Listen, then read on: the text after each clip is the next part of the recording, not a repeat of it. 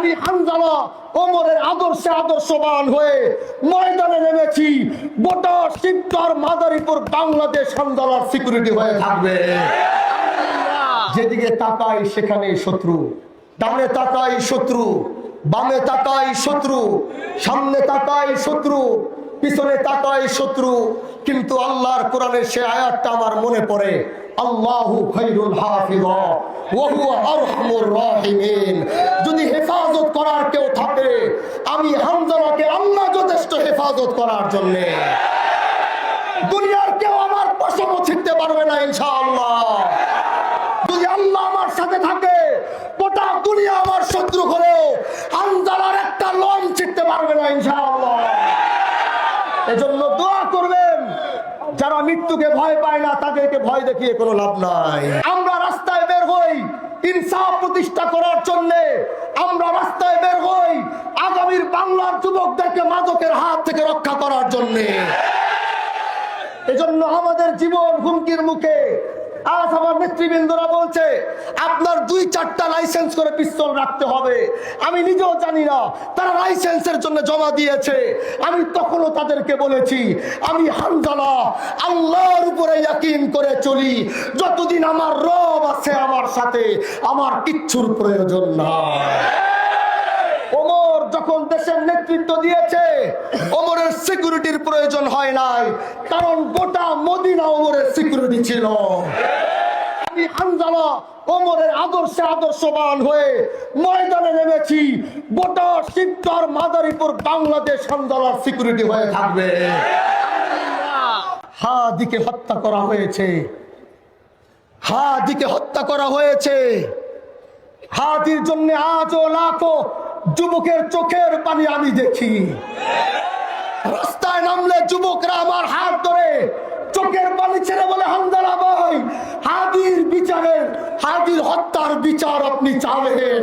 এর মানে হাদি লাখো যুবকের হৃদয়ে জায়গা করেছে।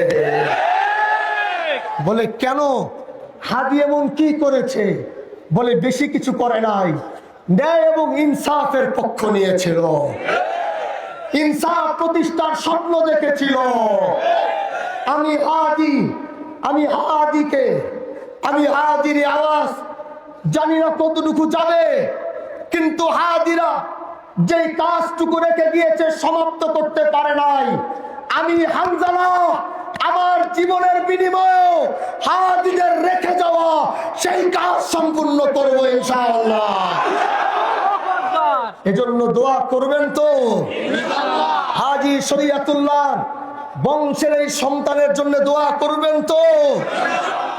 যেদিন আমার জানাজায় মাহাদুরপুরে দাঁড়াবেন, ওই দিন আমার লাশটা হয়তো এখানে রাখা থাকবে।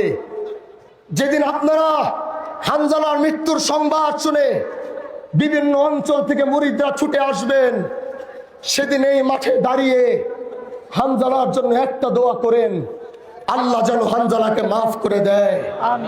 এবং আমি বলেছি আমাদের হামজালাদের মৃত্যু আল্লাহকে বলেছি, আল্লাহ কখনো আইসিইউ আর সিসিউর মধ্যে নয়, কখনো বাসার মধ্যে নয়, আমরা যেই রাজপথে নেমেছি আমাদের মৃত্যুটাও রাজপথে হবে ইনশাআল্লাহ।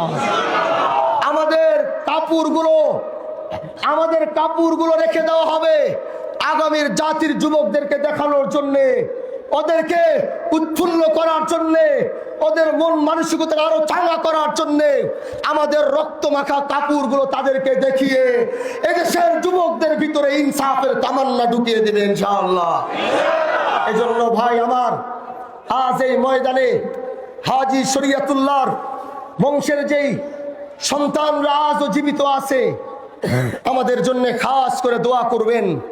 আল্লাহ যেন আমাদের বংশে প্রত্যেকটা ভাইকে এক আর নেক হয়ে আগামীর বাংলাদেশ, আগামীর দেশের জন্য, আগামীর ইসলামের জন্য, আগামীর ন্যায় এবং ইনসাফ প্রতিষ্ঠার জন্য আল্লাহ যেমন হাজী শরীয়তুল্লাহকে কবুল করেছিল, তার এক ডাকে গোটা ভারতবর্ষ যেমন কেঁপে উঠেছিল, এই হামজালার জন্য দোয়া করবেন।